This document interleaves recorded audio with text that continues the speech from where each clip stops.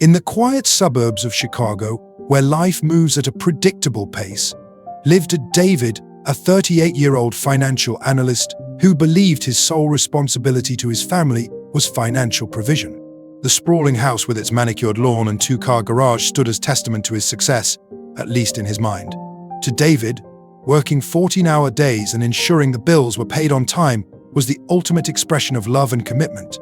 His wife Emma, 35, a former marketing executive who had stepped back from her career to raise their children, often tried to communicate her emotional needs, her loneliness, her desire for his presence beyond just physically occupying space in their home. "I wish you could be here," she would say softly, "not just your body sitting on the couch checking emails, but really here with us." David's response was always the same, delivered with a coldness that had calcified over years of emotional distance. "I make the money. That's enough. If you're unhappy, you can leave anytime." Emma never argued back, not because she agreed with his assessment, but because the reality of her situation offered few alternatives. Where would she go with 2 children and no recent work history? How would she support herself in a society that still subtly punished divorced women, especially those who had been out of the workforce? The quiet judgment from family members, the pitying glances from neighbors, these were burdens she wasn't prepared to bear. So instead, she endured the emotional desert of her marriage, convincing herself it was better for the children to have both parents under one roof, even if one was merely a financial provider rather than an emotional presence. The routine had become so entrenched that neither questioned it anymore.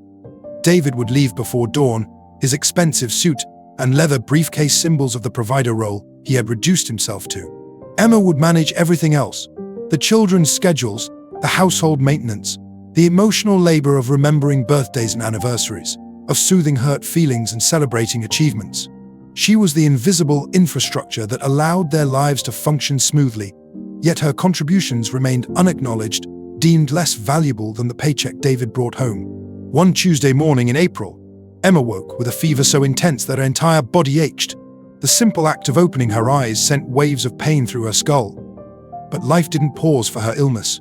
The children needed breakfast, lunches packed, homework checked, and permission slips signed. So she dragged herself out of bed, moving through the morning routine like a ghost. Her movements slow and deliberate as she fought against the fever's grip. After the children left for school, she finally collapsed back onto the bed, her body trembling with chills despite the sweat beading on her forehead. David, rushing to leave for an early meeting, glanced at her prone form as he adjusted his tie. "You should see a doctor," he muttered, more as an observation than a suggestion, before walking out the door without waiting for a response. Emma tried to rest, but the day's demands kept interrupting. The school called about their son forgetting his science project. The plumber needed confirmation about fixing the leaky faucet. David's mother, Margaret, who lived with them since her husband's passing, needed help finding her medication. Each interruption forced Emma to push through the fog of fever, to summon energy she didn't have. By evening, Emma's condition had worsened significantly. Her temperature had climbed to 103, and the simple act of walking to the bathroom left her dizzy and disoriented.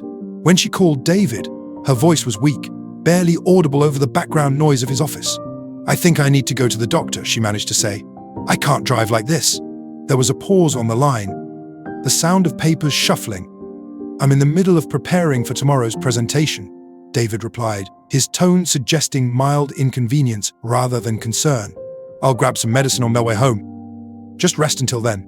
And he did bring medicine, a bottle of over-the-counter fever reducers that he placed on the nightstand before heading downstairs to heat up the leftovers Emma had prepared the previous day. He didn't notice her trembling hands struggling to open the childproof cap, or the silent tears she wiped away when he left the room without offering to bring her water or checking if she needed anything else.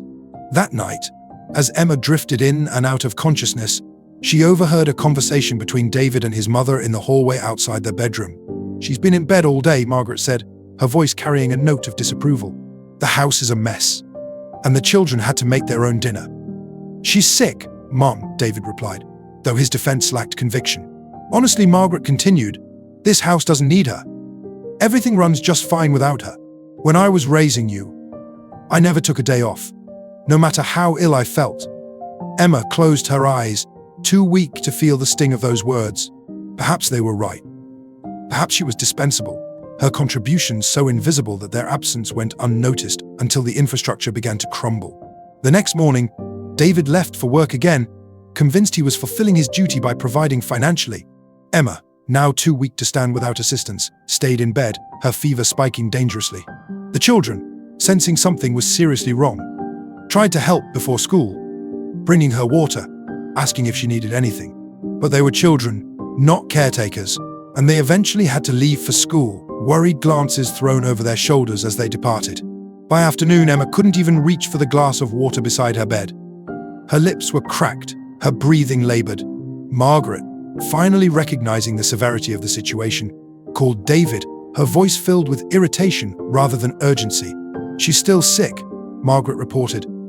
"Maybe you should come home early. The children will be back soon, and there's nothing prepared for dinner."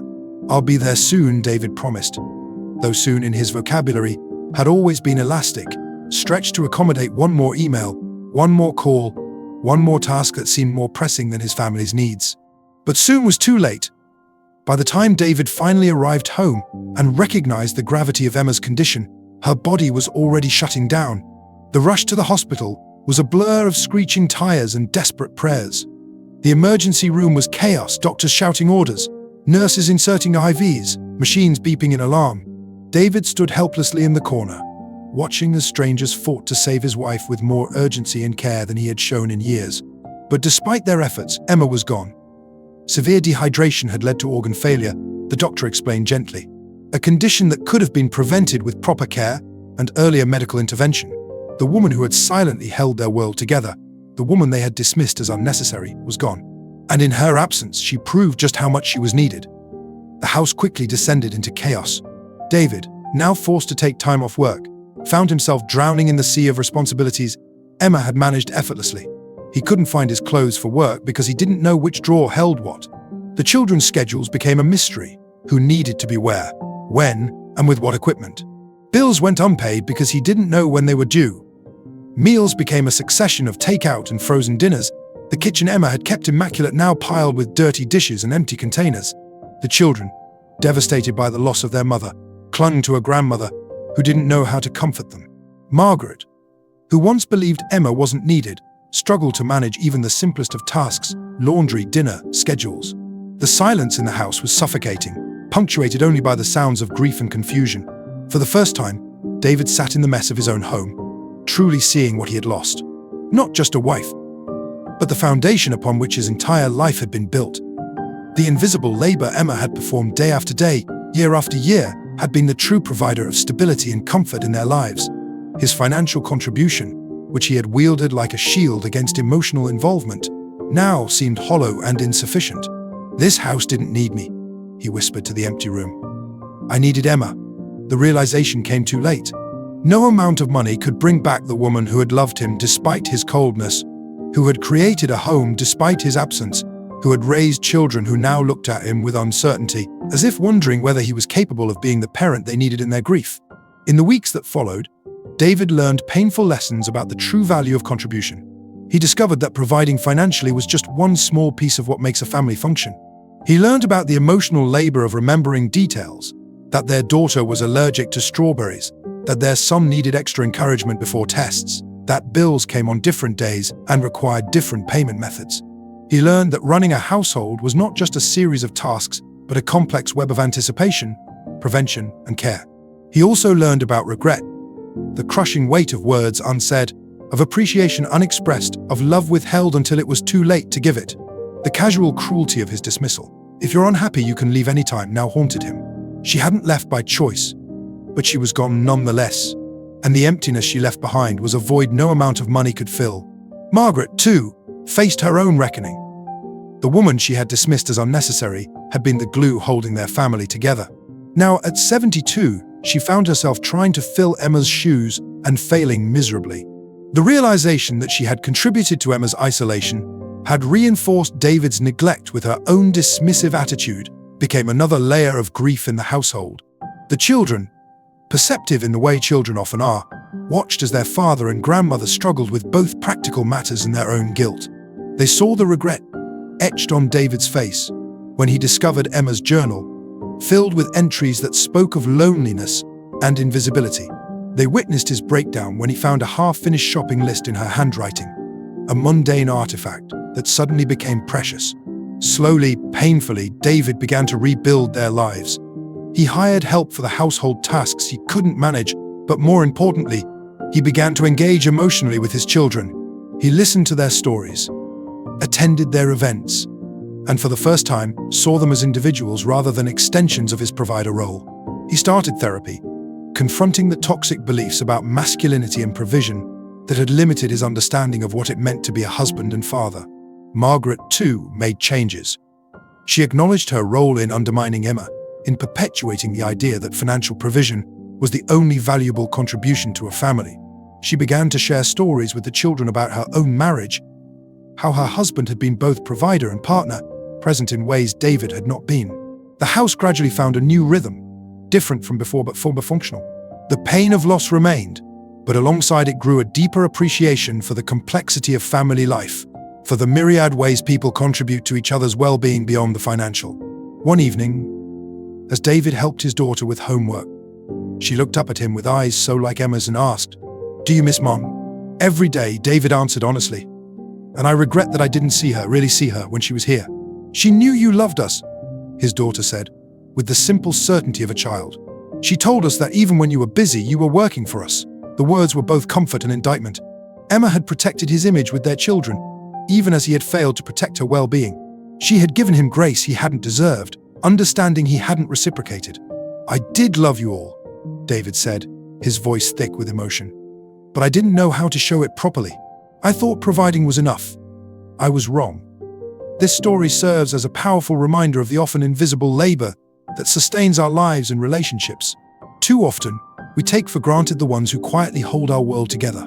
We assume they'll always be there, shouldering responsibilities without complaint, their contributions deemed less valuable because they don't come with a paycheck or public recognition. But life is fragile, and regret lasts forever. Love isn't just about providing financially, it's about presence, appreciation, and care. It's about seeing the full humanity of those we claim to love, recognizing that emotional labor is real labor, that maintaining a home and nurturing relationships is work as valuable as any that happens in an office. Never wait until it's too late to show someone they matter. Say thank you. Express appreciation. Acknowledge efforts. Show love not just through provision but through presence. Because once someone is gone, no amount of money, no degree of regret can bring them back. The true tragedy of David and Emma's story isn't just that she died, it's that she lived and died without being truly seen, her value recognized only in her absence. Let us not make the same mistake in our own lives. Let us see the people who make our world function, who create homes out of houses, who turn biological connections into families. Let us honor their contributions not after they're gone, but while they're still here to receive our gratitude and love. Because in the end, a house doesn't need financial provision alone to be a home. It needs care, presence, emotional investment, and mutual respect. These are the true foundations upon which families are built, the invisible structures that support our visible lives, and they deserve to be seen, acknowledged, and valued, not just in death, but every single day of life.